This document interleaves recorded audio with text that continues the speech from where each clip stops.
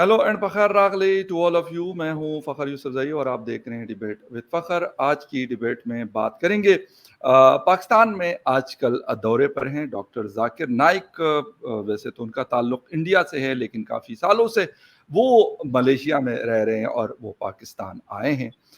India में उनके खिलाफ बहुत सारे शायद केसेस हैं और वो कहते हैं कि जाते हुए रेड कारपेट मिलेगा, लेकिन उसके बाद डायरेक्ट सीधा मैं जेल में जाऊंगा। ये उनकी मैंने स्टेटमेंट एक पढ़ी थी। तो ऐसा क्या हुआ है और क्या रिएक्शन है इंडिया का, इस हवाले से बात होगी। इसके साथ साथ मिडिल ईस्ट में सिचुएशन दिन ब दिन बिगड़ती जा रही है। इसराइल ने लबनान पे अटैक किया और उसके बाद जिस वक्त हिजबुल्लाह के लीडर को मार दिया, हसन नसरुल्लाह को, तो उसके बाद शायद सिचुएशन ज़्यादा ख़राब हुई। ईरान ने भी कुछ मिसाइल फायर किए हैं। क्या हो रहा है ऐसी सिचुएशन में? मिडिल ईस्ट की जो सिचुएशन है, इसमें पाकिस्तान और इंडिया दोनों पड़ोसी ममालिक हैं। दोनों के ईरान के साथ भी ताल्लुकात हैं, चले इसराइल के साथ इंडिया के ज़्यादा ताल्लुकात हैं, पाकिस्तान के नहीं हैं, लेकिन बाकी अरब दुनिया के साथ दोनों कंट्रीज़ के अच्छे ताल्लुकात मौजूद हैं। क्या हो सकता है, क्या नुकसान है, और फिर अवाम, मैं आम जनता की बात करूंगा कि वो क्या रिएक्ट करते हैं, पाकिस्तानी हो या फिर इंडियन हो।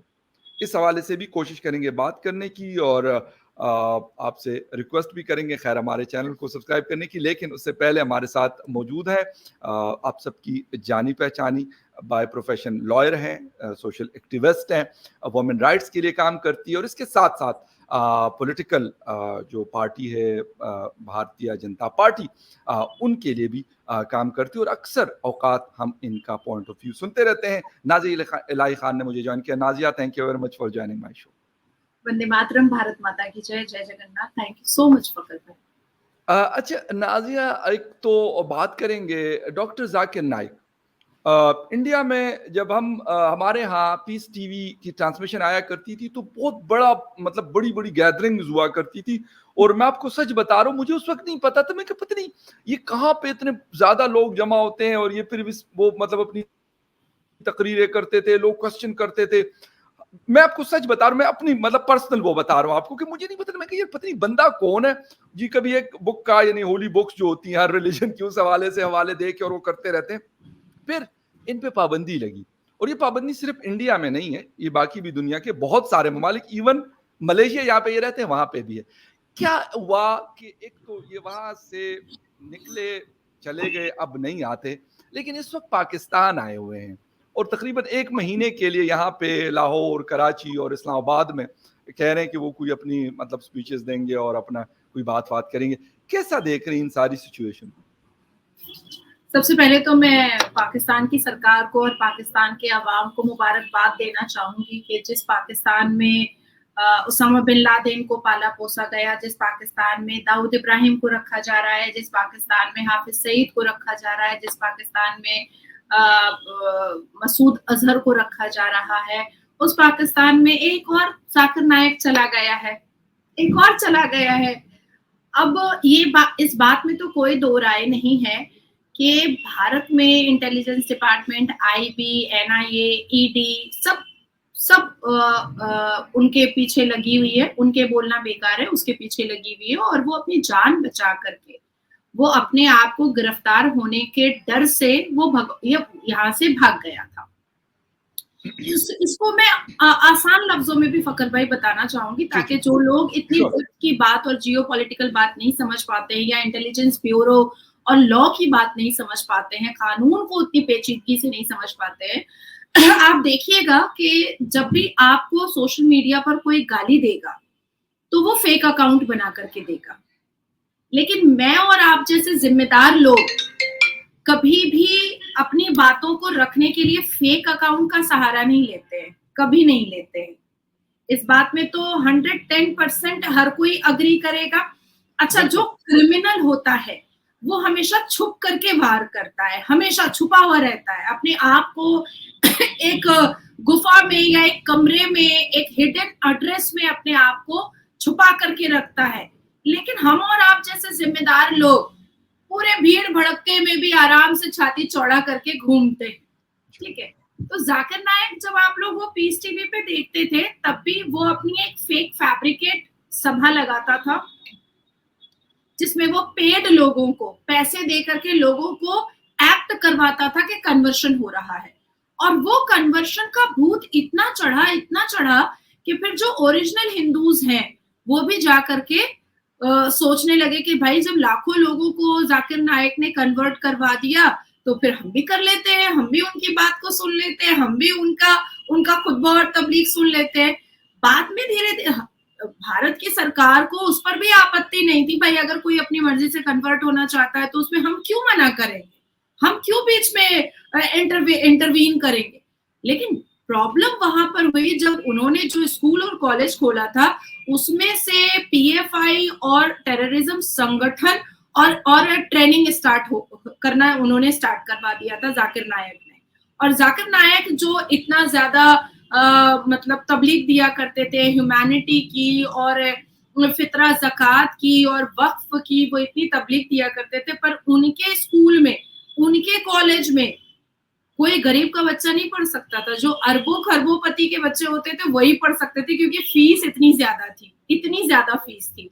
तो ये तो कोई भी गूगल में सर्च कर सकता है कि जाकिर नायक सिर्फ भारत से भगोड़ा नहीं है और भारत का सिर्फ वो टेररिस्ट नहीं है या आतंकी हरकतें, जिहादी हरकतें उसने सिर्फ भारत में नहीं किया है, बल्कि दुनिया के कई मुस्लिम मुल्क भी, जैसे कतर उसको चढ़ने नहीं देना चाहता है, यूएई उसको चढ़ने नहीं देना चाहता है, मलेशिया में वो रह रहा था और मलेशिया में मेरे ख्याल से 11 या 12 महीना पहले उसकी एक वीडियो वायरल हुई थी कि मलेशिया के मस्जिद में वो जा रहा है नमाज पढ़ने के लिए, और उसके बाद से ही मलेशिया के जो सरकार है, वहां की गवर्नमेंट जो है, वो उसके ऊपर तनकीद करना और क्वेश्चन मार्क लगाना स्टार्ट कर दी थी कि ये नमाज पढ़ने के लिए जाता है, लेकिन फिर वहां पर भी जहर उगलना स्टार्ट कर दिया है।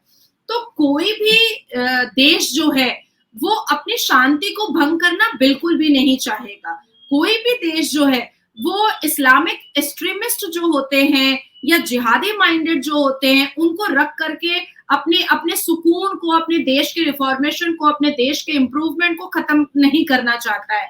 अब देखिए, जाकिर नायक ने आज सुबह आपके पाकिस्तान के एक एबीएन न्यूज के पॉडकास्ट में कहा है कि बांग्लादेश में अब जा करके वो इस्लामिक देश बना है, और जो प्रोटेस्ट हुआ है उसने उसका समर्थन किया है जाकिर नायक ने।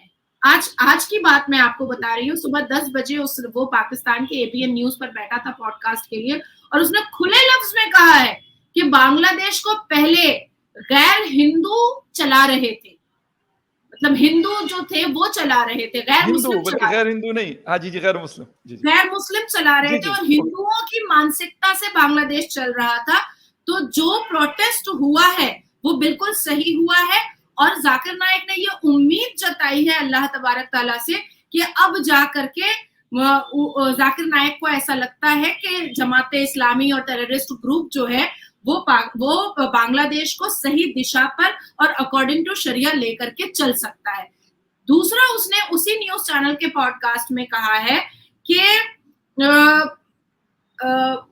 ये जो अरब में जो मुस्लिम एक इस्लामिक देश चल रहा है वो एक्चुअली में इस्लामिक देश नहीं चल रहा है। वो लोग शरिया को नहीं मान रहे हैं, वो लोग अल कुरान को मान रहे हैं। अरे भैया, तो अल कुरानी तो मानना है हमें, जो हमारी अलहामी किताब है हमें तो उसी को मानना है। और शरिया तो ब्रिटिश ने, जिन्ना ने बैठ करके, किसी स्कॉलर ने, इन लोगों ने बनाया है, लेकिन अल कुरान हमारी अलहामी किताब है, हमारी आसमानी किताब है, हमको तो उसी को मानना है।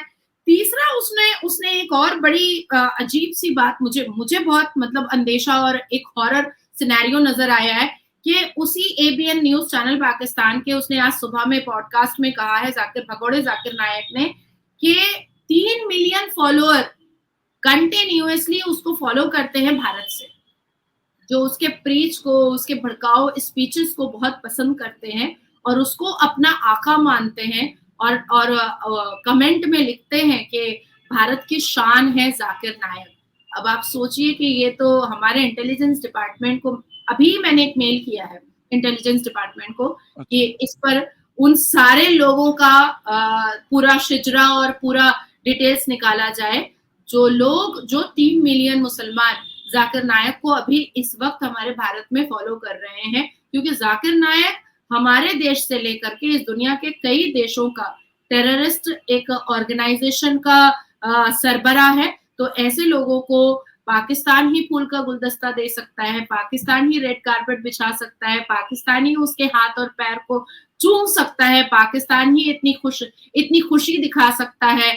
अदरवाइज बाकी स्टेट ने तो उसको लात मारा हुआ है और भारत से तो वो लिटरली भागा है अपनी जान बचाने के लिए, अपना माल बचाने के लिए। और अभी इस वक्त जाकिर नायक के पास ये आतंकी हरकतें कर कुरा करके, मतलब इतने धन और दौलत है।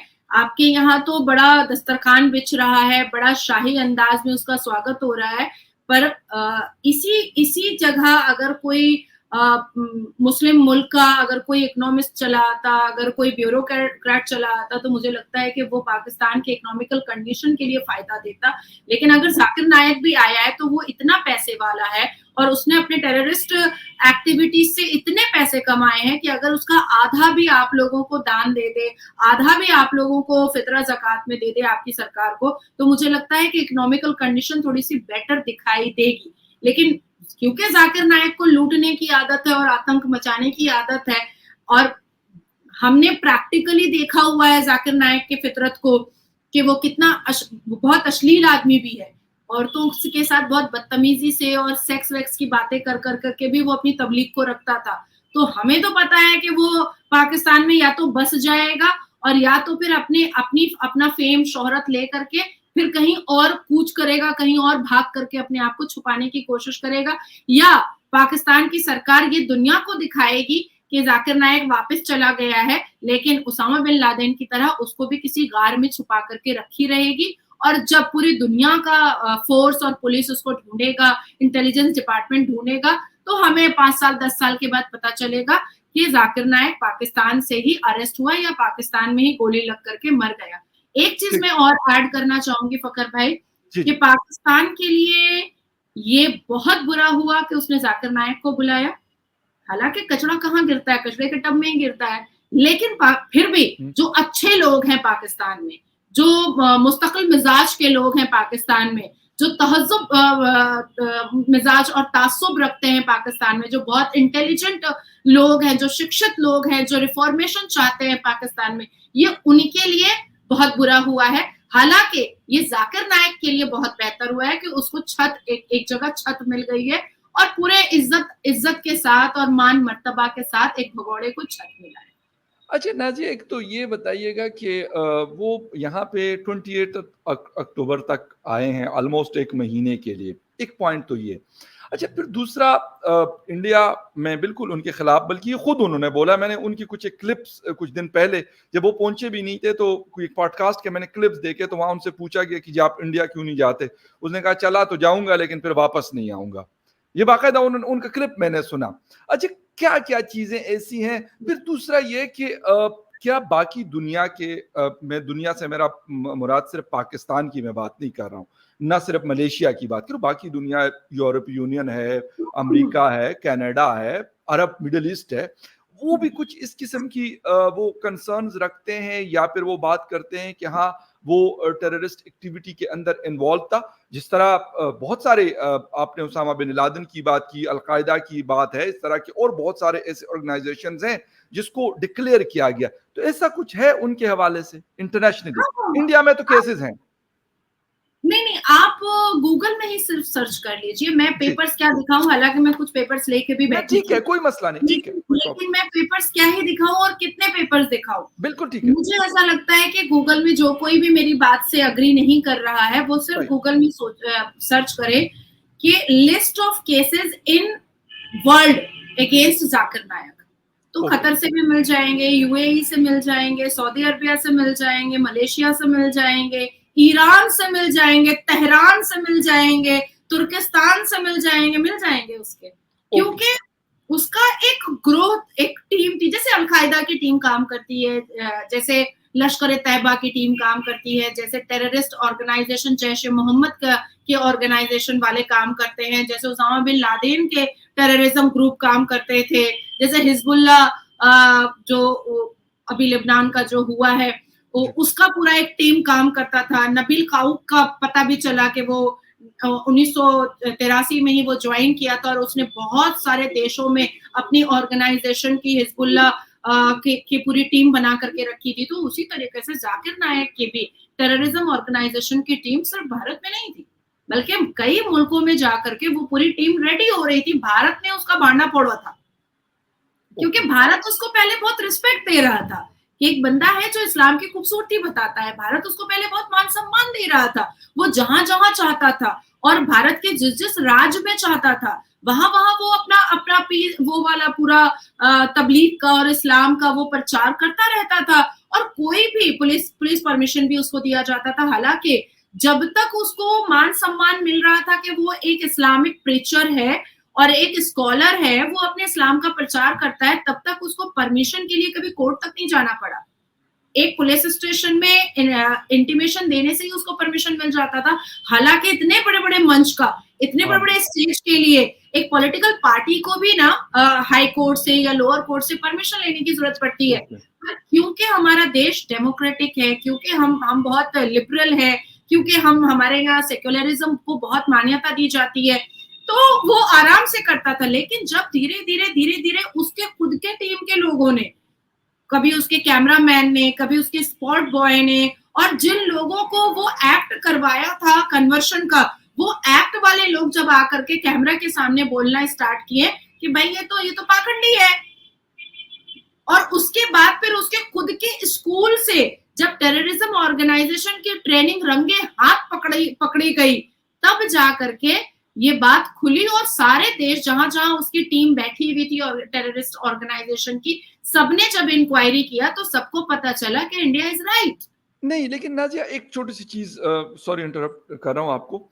अच्छा, अगर ये इतना कुछ हो रहा था, मैंने कहा कि जब पीस टीवी पाकिस्तान में आया करता था, काफी सालों पुरानी बात मैं आपको बता रहा हूँ, काफी साल हो गए कि मुझे तो कम से कम कहीं नजर नहीं आता। डिश पे अगर आता होगा, लेकिन जो बाकी केबल होता है उस पे कहीं पे भी, पूरे पाकिस्तान की मैं आपको बात बता रहा हूँ, वहां पे नहीं आता। पीस टीवी नहीं है जी, बिल्कुल बैन कर। तो ये पता नहीं चला मतलब इंटेलिजेंस इदारों को इंडिया के कि ये इतने बड़े बड़े गैदरिंग्स करवाता था। हम तो यहाँ पाकिस्तान में बैठ के देखते थे, हमें तो नहीं पता था कि मतलब ग्वालियर में बैठा हुआ है, कि मतलब किसी न्यू दिल्ली में है, मुंबई में है, मतलब किसी और शहर में बैठा हुआ है, कहाँ पे बैठा हुआ है, लेकिन बड़े बड़े गैदरिंग्स करवाता था। तो नहीं पता चला कि इस तरह की एक्टिविटीज कर रहे हैं, क्योंकि काफी सालों तो मैंने कहा कि पाकिस्तान में हम लोग देखते रहते थे। देखिए फकर भाई, अब मुस्कान ने हमारे भारत में हिजाब के लिए अपनी आवाज उठाई थी, एंड फॉर गॉड सेक, अपनी माँ की कसम, मैंने मुस्कान का समर्थन किया था। मैंने मुस्कान का समर्थन किया था। मैंने इवन ट्वीट भी किया था कि ये लड़की शेरनी है सच में। और ठीक है, अपने फंडामेंटल राइट्स मांग रही है कि भाई उसको हिजाब पहनना है, तो मैं किसी भी रिलीजन को किसी के फंडामेंटल राइट को छीनने की कोई जरूरत नहीं है। If she want to wear हिजाब, हालांकि मुझे पता है कि हिजाब is not an essential part of इस्लाम, लेकिन अगर कोई चाह रहा है तो छड्डो यार, पहनने दो उसको, ठीक है। लेकिन जब जैसे ही मुझे पता चला कि भाई वो तो अलकायदा के चीफ की कीप है, अलकायदा का चीफ उसके लिए मतलब फंडिंग कर रहा है, अलकायदा का चीफ उसके लिए मैसेज भेज रहा है, अलकायदा का चीफ उसको सेव करके भारत से नहीं, जब उसके ऊपर NIA और इंटेलिजेंस डिपार्टमेंट के केसेस स्टार्ट हो गए, तो अलकायदा ने ही उसको गायब करवा करके अभी किसी देश में छुपा करके रखा हुआ है। तो जब कोई अच्छे एक अपने फंडामेंटल राइट के लिए या अपने रिलीजन का प्रचार करता है, तो भारत कभी भी उसको इंटरवीन नहीं करता है, या भारत की सरकार या भारत की पुलिस उसको कभी कुछ मना नहीं करती है कि ठीक है भाई, अगर कोई अपना खुद का कुछ कर रहा है तो इट्स ऑल राइट, क्योंकि हमारा एक कॉन्स्टिट्यूशनल राइट होता है कि हम अपनी आवाज उठा सकते हैं, अपने रिलीजन के बारे में बात कर सकते हैं, या हमको जीन्स पहनना है तो हम जीन्स पहन सकते हैं, हमको हिजाब पहनना है तो हम हिजाब पहन सकते हैं। लेकिन हमारा पुलिस प्रशासन या हमारा कोर्ट, हमारा महामहिम अदालत तब इंटरवीन करता है जब उनकी टेररिज्म और क्रिमिनल एक्टिविटी सामने आ जाती है, तब इंटरवीन करता है। तो जैसे मुस्कान का कनेक्शन अलकायदा से सामने आया, तो भाई सारे जितने भी इंटेलिजेंस डिपार्टमेंट थे सबने इंटरवीन किया। तो उसी तरीके से जाकिर नायक का जब टेररिज्म एक्टिविटी सामने आया तो इंटेलिजेंस डिपार्टमेंट ने और महामहिम अदालत ने इंटरवीन किया। लेकिन पकड़ा क्यों नहीं फिर इसको? मतलब चला गया और वो फिर पकड़ा भी नहीं। देखिए, जो टेररिस्ट ऑर्गेनाइजेशन सरबराह बन करके उसको सपोर्ट कर रहा था, और आज तो उसने अपने पॉडकास्ट में खुद कहा है कि भारत में रह करके उसकी बातचीत जो है वो पाकिस्तान के इंटेलिजेंस डिपार्टमेंट से होती थी। तो क्या ही पता कि जब हम पकड़ने जा रहे थे तो पाकिस्तान ने ही बता दिया नहीं, होगा नहीं, कि नहीं, भाई लेकिन रुक लेकिन जाओ। उन्होंने एक और बात भी की, वो मलेशिया से, मैं वो आपके साथ शेयर कर लूं। उन्होंने बोला कि अगर मैं, कहते आप पहले पाकिस्तान क्यों नहीं आए? कहते अगर पहले जाता तो ये कहा जाता कि पता नहीं मैं पाकिस्तान की आईएसआई का कोई काम करता हूं। कहते इसीलिए मैंने मलेशिया जाने का वो समझा कि ये बेहतर है, ना कि मैं पाकिस्तान जाने का। ये बात उन्होंने की थी। कहते कि फिर मेरे ऊपर ये इल्जाम लगाया जाता है ये कि मैं आईएसआई के लिए कोई या इस तरह का काम करूं। ये उन्होंने अपने पॉडकास्ट में बोला है, शायद आपकी नजर से भी गुजरा हो। अगर नहीं गुजरा तो आप उसको देख सकती हैं, ये कहा नहीं, हुआ। मैं उसके सारे पॉडकास्ट बहुत गौर मलेशिया में हुआ था अभी, मतलब मैं पाकिस्तान उसके में तो सारे खैर अभी दो। मैं उसके साथ नहीं, आज आज मलेशिया वाला भी मैंने सुना है। पिछले पिछले जब से उसने वक्फ बोर्ड पर अपना प्रचार करना स्टार्ट किया है, भारत के वक्फ बोर्ड के अमेंडमेंट पर, तब से मैं उसको कंटिन्यूअसली सुनने की कोशिश में लगी हुई हूँ कि वो क्या क्या जहर उगलता है।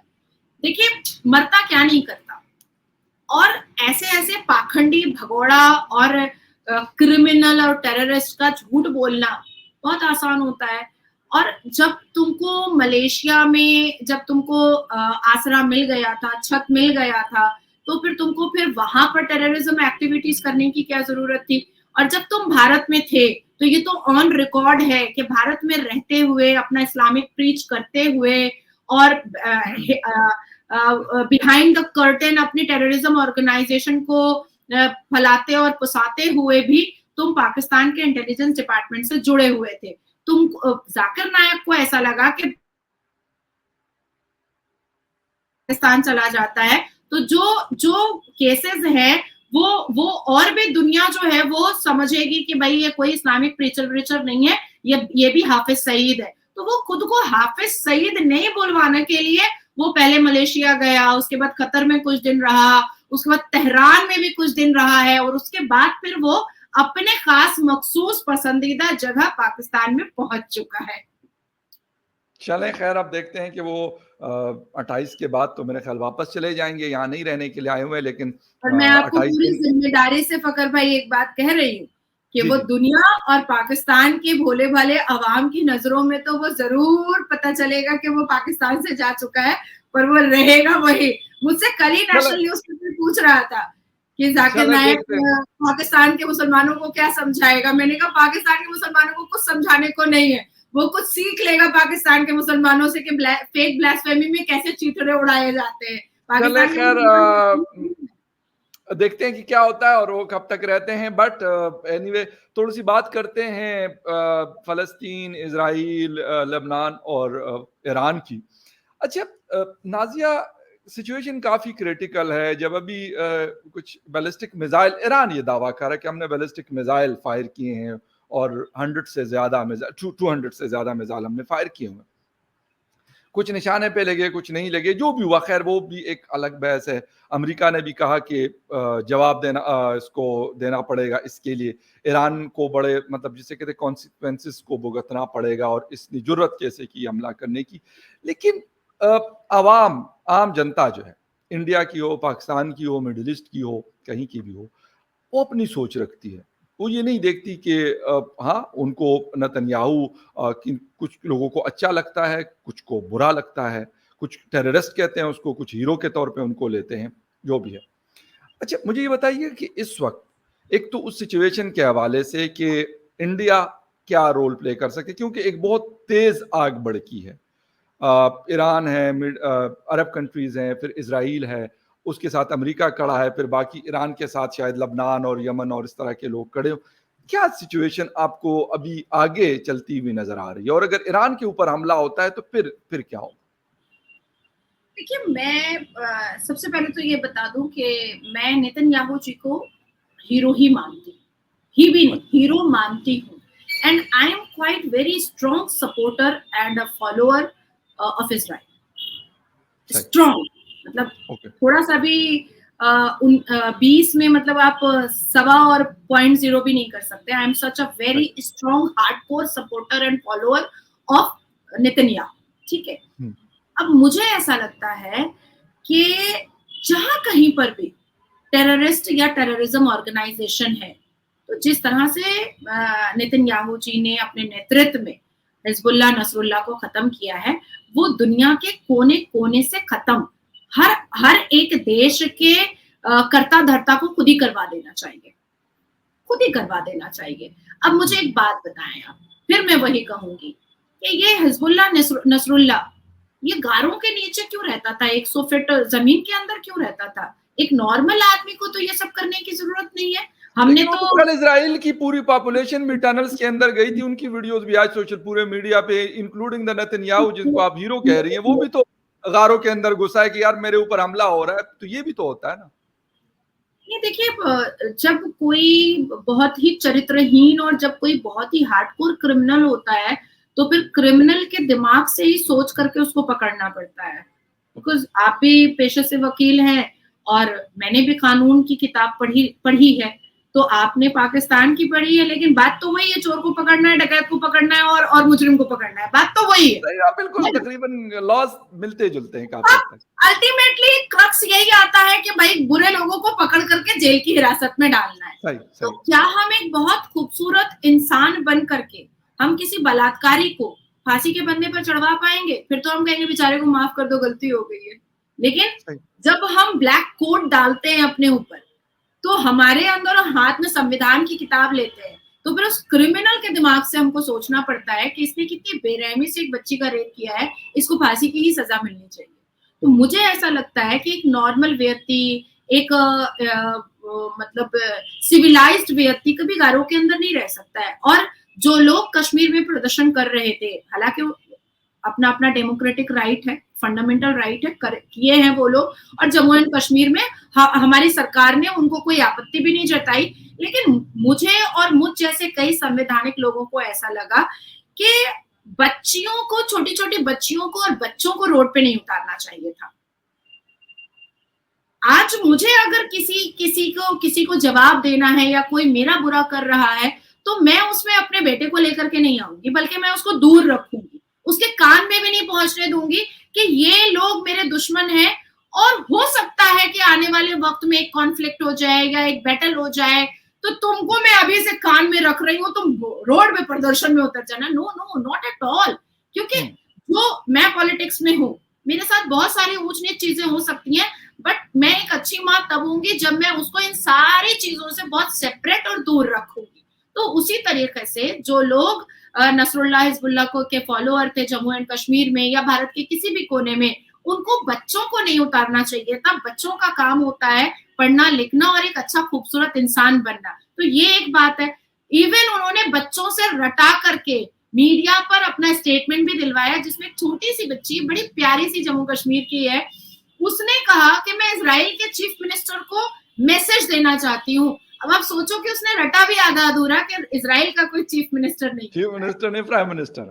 हाँ, तो उसने रटा भी आधा अधूरा। अच्छा, उसका फिर से आप बाइट सुनिएगा। उसने चीखते हुए कहा कि हम इजराइल को सपोर्ट करते हैं, फिर उसने कहा नहीं नहीं नहीं नहीं, हम हिजबुल्लाह को सपोर्ट करते हैं। तो ये चीजें बिल्कुल क्लियर हो गई कि छोटे छोटे बच्चों के करियर के साथ कुछ ऐसे जमात वाले लोग हैं, कुछ ऐसे टेररिस्ट लोग हैं जो उनके माँ बाप को फाइनेंशियली फंड करके उनके बच्चों को रोड पे उतार करके उनके तकदीर को खराब कर रहे हैं। अच्छा नाजिया, ये बात आप कह रही कि उनको रोडों पे उतार कर अगर वो प्रोटेस्ट कर रहे हैं और पीसफुल प्रोटेस्ट कर रहे हैं, लेकिन जो कुछ गजा के साथ हुआ, मैं बच्चों की बात कर रहा हूँ जिनका ना हमास से कोई ताल्लुक है, ना मोसाद से कोई ताल्लुक है, ना हिजबुल्लाह से कोई ताल्लुक है। उसमें जिसे कहते हैं न्यू बॉर्न बेबीज से लेकर और जो मतलब अडल्टहुड तक के बच्चों को जिस तरीके से क्रश किया गया है लास्ट 1 साल में, उसके बाद भी मैं कहूंगा कि नहीं जी नेतन्याहू, मैं कहता हूं अगर कोई इजरायली, कोई बच्चा, कोई फीमेल या कोई वो जो आम सिटीजन है, उसके खून का रंग भी सुर्ख है, और फलस्तीन गजा के अंदर रहने वाले बच्चे, बूढ़े, जवान, उनके खून का रंग भी सुर्ख है। या तो ये कि वो कहते हैं कि ये हमने क्रश करना है, जिस तरह उन्होंने उस दिन सेनेट के जॉइंट सेशन से खिताब कर रहे थे अमेरिका में, कहते हम किसी को नहीं छोड़ेंगे, ना बच्चों को, ना बूढ़ों को, ना औरतों को, किसी को भी, हम पूरे गजा को साफ कर देंगे। ये नेतन्याहू साहब कह रहे हैं। आप उसके लिए क्या मैं वर्ड यूज करूंगा कि वो वाकई वो हीरो है? फिर तो ये हिजबुल्लाह वाले भी वही है कि मतलब हिजबुल्लाह वालों के जो सपोर्टर है वो तो कह रहे हैं कि भाई वो हमें मारेंगे, हम जाके अगर उधर खुदकश हमले करते हैं, सुसाइड बॉम्बिंग करते हैं तो ये बिल्कुल जायज है। मतलब आप अगर आपके पॉइंट ऑफ व्यू से मैं बात करना चाह रहा हूँ आपसे। देखिए, मुझे तो बहुत बुरा लगा जब इजराइल के छोटे-छोटे बच्चों को माइक्रोवेव में जलाया गया, और माइक्रोवेव में एक जगह इजराइल के छोटे-छोटे बच्चे, 3 महीने का बच्चा, जो अब आज भी वो वीडियो मेरे पास है क्योंकि मैंने ट्वीट किया था। और मैं जब लाइव पर गई थी तो मेरी आंखों से आंसू गिर गया था क्योंकि वो दृश्य चल रहा था लाइव न्यूज़ चैनल पर। एक 3 महीने के बच्चे को फ़लस्तीनी ने और हमास वालों ने माइक्रोवेव में जलाया था, और वो जल रहा था और उसकी माँ का रेप हो रहा था। और इतिहास के पन्नों को उठाया जाए तो फ़लस्तीन और हमास ने हमेशा इजराइल के ऊपर एक अजीब सी नफरत को जाहिर किया है। हालांकि फ़लस्तीनियों को इजराइल ने बहुत फाइनेंशियल सपोर्ट दिया, एम्प्लॉयमेंट दिया, उनको अपने पास रखा। अब देखिए क्या बांग्लादेश में जो हुआ या इजराइलियों के साथ जो हुआ वो हमारे भारत में नहीं हुआ है। हमारे भारत में भी तो लश्कर तैयबा ने किया यासिन मलिक के साथ मिल करके, जो कश्मीरी पंडितों का पूरी फैमिली का नरसंहार और जेनोसाइड। नहीं, उसकी जस्टिफिकेशन फिर ये है कि अगर मैं नहीं अगर मुझे ऐसा लगता है कि बार-बार छेड़ने वाला बार-बार जस्टिफिकेशन ये है, उसकी जस्टिफिकेशन ये है कि मैं क्रश करके सारे, अगर लेट सपोज मैं कहूं कि हमारा किसी के साथ है, पाकिस्तान का, ठीक है, अफगानिस्तान के साथ है, ईरान के साथ है, इंडिया के साथ, तो हम तो सारे मतलब इंडियंस को या सारे ईरान को या सारे अफगानिस्तान को या अफगानी कह के यार हम सारे पाकिस्तान के 240 करोड़ को उड़ा के रख देंगे, वो कोशिश करते हैं। तो ये जस्टिफिकेशन है इस बात की कि अगर वहां पे अगर कोई चीज आप कह रहे कि यासीन मलिक है या बाकी दूसरे तीसरे जो भी टेररिस्ट है, फिर इसका मतलब ये सारे टेररिस्ट है। हिजबुल्लाह अगर टेररिस्ट है, हमास टेररिस्ट है, तो फिर नेतन्याहू भी टेररिस्ट है। देखिए, वो आपकी राय हो सकती है। नहीं राय नहीं, मैं आपसे क्वेश्चन कर रहा हूँ। अच्छा, आपने क्योंकि कंपैरिजन आपने किया, कंपैरिजन आपने किया, मैंने तो नहीं किया। 1450 साल से इजराइल जो है, हालांकि हमारी सारी अलहामी किताबों में बने इजराइल का जिक्र है, सारी अलहामी किताबों में, और यहूदियों को पहले भी धर्म पर परिवर्तन करवाने के लिए, इस्लाम कबूल करवाने के लिए कभी औरतें दी गई और कभी अशरफियां दी गई, कभी मोटी औरत कभी पतली औरत दी गई, पहले भी इस्लाम कबूल करवाने के लिए। और हमेशा से इजराइलियों को मुसलमानों ने अपने आड़े हाथों लिया है और तिरछी नजरों में लिया है, हमेशा से। अपने मुसलमान था, नाजी हिटलर मुसलमान था, किस मुसलमान मुल्क से उसका ताल्लुक? Let me complete my statement.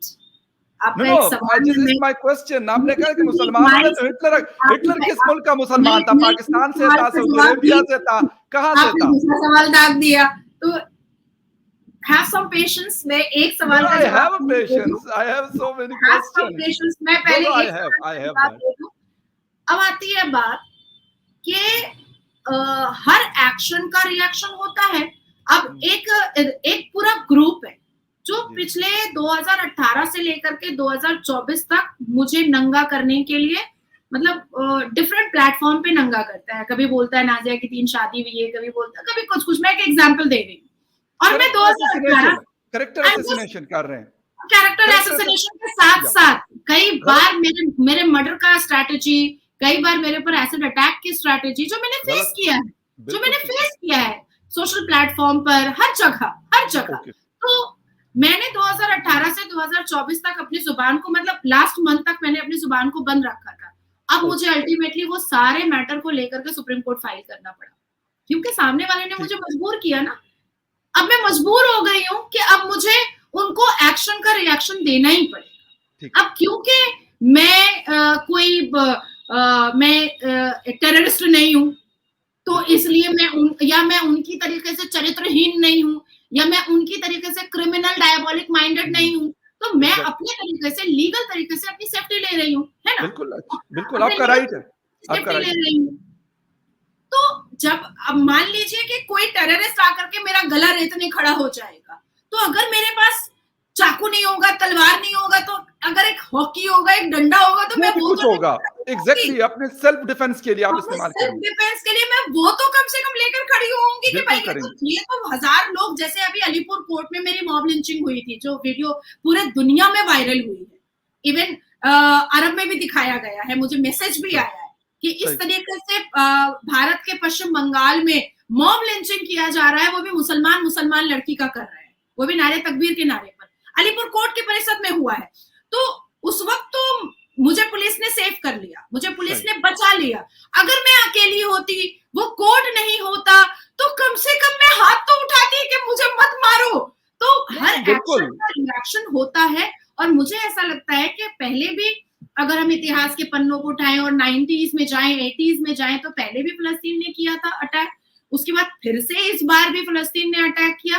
तो इजराइल अब क्या कर रहा है कि अब वो डू और डाई के पोजीशन में आ गया है कि भैया कितने दिन हम चुप रहेंगे, कितने दिन हम खामोश रहेंगे। हालांकि मैं ये भी क्लियर करती चलूं कि हालांकि हमारे भारत ने फलस्तीन को रिकॉग्नाइज किया था, अटल जी ने हमेशा फलस्तीन को रिकॉग्नाइज किया, और अभी भी यूके के जब क्वाड की मीटिंग में हमारे आदरणीय प्रधानमंत्री गए थे, तो उन्होंने फलस्तीन के वजीर आजम से बातचीत की है खड़े होकर के। लेकिन इसका मतलब ये नहीं है कि उसके टेररिज्म एक्टिविटीज को भी समर्थन किया जाए, ये कभी नहीं होता है। देखिए फकर भाई, हम 10 लोगों से मिलते हैं, हमें जब तक पता नहीं होता है कि अच्छा ये फलाना आदमी चोर था, पॉकेट मार था, जैसे ही हमें पता चलता है कि ये फलाना आदमी पॉकेट मार था, हम उससे किनारा कशी करने लगते हैं कि नहीं, हम पॉकेट मार के साथ कैसे बैठ सकते हैं, हम पढ़े लिखे इंसान हैं, हम मुस्तकिल मिजाज वाले इंसान हैं, हम एक एलीट क्लास से आते हैं, हम कैसे बैठ सकते हैं ये पॉकेट मार से।